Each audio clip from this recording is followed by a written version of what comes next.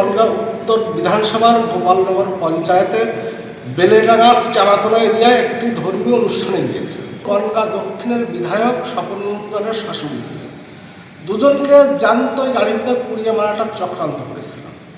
যখন তারা কোনো রকমে গাড়ির মধ্যে বেরিয়ে গিয়েছে, সাথে সাথে পুরো গাড়িটাকে ভেঙে তছনছ করে দিয়েছে। আমরা কোন পশ্চিমবঙ্গে বাস করছি? দুজন বিধায়কের পরিবারের লোককে আজকে আক্রমণ করা হলো। মাননীয় মুখ্যমন্ত্রীর বনগাঁ যিনি বর্তমানে এসপি আছেন, তাদের কাছে আমার প্রশ্ন থাকবে, এরা কি যথাযথ বিচার পাবে? এমএলএদের পরিবার যদি যোগ্যতম ব্যবস্থা না নেয়, আগামীতে বনগাঁকে অচল করে দেবো, এটা আমি বলে রাখলাম। পাবলিক ওখানকারের তারা খেতে যেয়ে তারপরে উত্তপ্ত হয়েছে, তখন যেহেতু ওকে বেধড়ক মার মেরেছে, রক্তাক্ত হয়ে গেছে, সেটা দেখে পাবলিকের মাথা খারাপ হয়েছে, পাবলিক মেরেছে। এমনি দেখে শুনেছি তাদের গাড়ি দেখে বিধায়কের ওই গাড়িটা চলেন, সেই জন্য হয়েছে বিধায়ক আছে, তারা জিজ্ঞেস করতে গেছিলেন। গেলে আর গাড়ির মধ্যে কিছু উগ্র লোকজন থাকে যারা কথায় কথায় বলে বেড়ায় মারধর করবো, এ করবো করবো, ওরাই বেরিয়ে এসে তাকে মারধর করেছিল।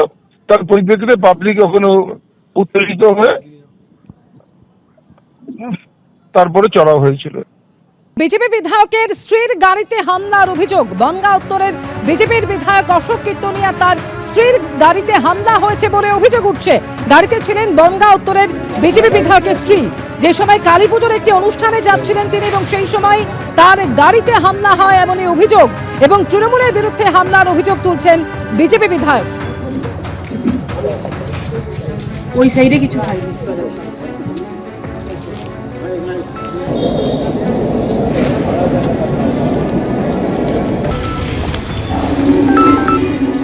কথা বলবো সমীরণ পাল, এই মুহূর্তে টেলিফোনে রয়েছেন আমাদের সঙ্গে। সমীরণ, কারা কি কারণে ভাবে হামলা চালিয়েছে বলে অভিযোগ? দেখো, যেটা কারণ সম্পর্কে এখনো স্পষ্ট নয়, তবে যেটা ঘটনা ঘটেছে আজকে বিকেল বেলা 4:30-5টা নাগাদ গোপালনগর থানার বেলেডাঙ্গা এলাকা, সেখানে একটি গাড়িতে করে বনগাঁ উত্তরের বিজেপি বিধায়ক অশোক কীর্তনিয়ার স্ত্রী মৌমিতা কীর্তনিয়া, বনগাঁ দক্ষিণের বিজেপি বিধায়ক স্বপন মজুমদারের শাশুড়ি রিঙ্কু বৈরাগী এবং আরো কয়েকজন মিলে একটি অনুষ্ঠানে যাচ্ছিলেন। এবং সেই সময় তার অভিযোগ, তাদের গাড়ি যখন বেলেডাঙ্গা এসে পৌঁছয় এবং সেখানে তখনই আচমকাই তাদের গাড়ির সামনে সশস্ত্র অবস্থায় কয়েকজন ঘিরে ধরে এবং গাড়িতে ভাঙচুর চালায়। এবং রিঙ্কু বৈরাগী, যিনি বনগাঁ দক্ষিণের বিজেপি বিধায়ক স্বপন মজুমদারের শাশুড়ি, তিনি চাঞ্চল্যকর অভিযোগ করেছেন যে লাঠির মাথায় আগুন জ্বালিয়ে তারা হামলা চালানোর চেষ্টা করে, গাড়িতে ভাঙচুর চালায়। এরপরে তাদের কয়েকজন আহত হয়। এই ঘটনার পর উত্তেজনা ছড়িয়ে পড়ে, বিশাল পুলিশ বাহিনী ঘটনাস্থলে পৌঁছেছে, পরিস্থিতি নিয়ন্ত্রণে আনা হয়েছে। বনগাঁ সাংগঠনিক জেলা তৃণমূলের সভাপতি বিশ্বজিৎ দাস জানিয়েছেন যে ওই এলাকায় এসআইআর এর কারণে একজনের মৃত্যু হয়েছিল। তারপরে বনগাঁ উত্তরের বিধায়ক অশোক কীর্তনিয়া, যিনি স্থানীয় বিধায়ক, তিনি এলাকায় আসেননি। ওই গাড়ি দেখে এলাকার মানুষের মনে হয় যে বিধায়ক আসছেন, তখন তারা বিধায়কের গাড়ির সামনে গেলে গাড়ি থেকে নেমে একজন মহিলা এবং দুজন পুরুষ সহ 3 জনকে মারধর করে।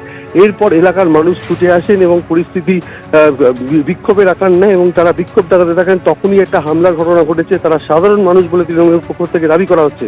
এবিপি আনন্দ, এগিয়ে থাকে, এগিয়ে রাখে।